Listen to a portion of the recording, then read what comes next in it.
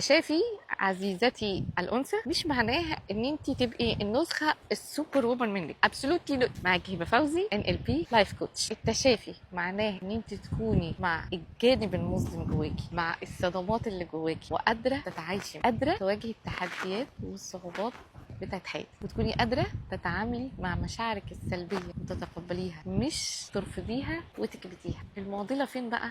ان في ستات كتير منهم كلاينتس عندي مأجلين حاجات كتير في حياتهم لغايه اما يحسوا ان هم تشافوا. بمعنى ابني بيزنس بتاعي غير لما اكون متشافيه من جوه. مش هخش في اي علاقه غير لما اتشافى صح. مش هخلف غير لما احس ان انا تشافيت تمام. التشافي محدش بيوصل له بنسبه 100%. التشافي الرحله بنخوضها في حياتنا مش بتخلق، بتقابلي احداث تانية وصدمات تانية وبتحتاجي تتشافي منها، فما ينفعش تأجلي حياتك بناء على ده. شوفي انت بتعملي كده ليه؟ هل دي مخاوف محتاجه تتعاملي معاها، ولا علشان عقلك بيقعدك في دور الضحيه تقفي مكانك عشان انت لسه ما تشافتيش؟ وكل ده هنعرفه كل الجلسات اللي بنعملها في النادي بتاعنا، نادي ان ايجيبشن جيرل. ده نادي لكائن الانثى مخصوص عشان يدعمها ويلهمها ويمكنها انها تبني الحياه اللي طول عمرها بتتمناها كل مراحل حياتها، وعليه عرض لغايه اخر رمضان. لو عايزه تعرفي تفاصيل اكتر تبيدي كلمه نادي هنبعت لك التفاصيل.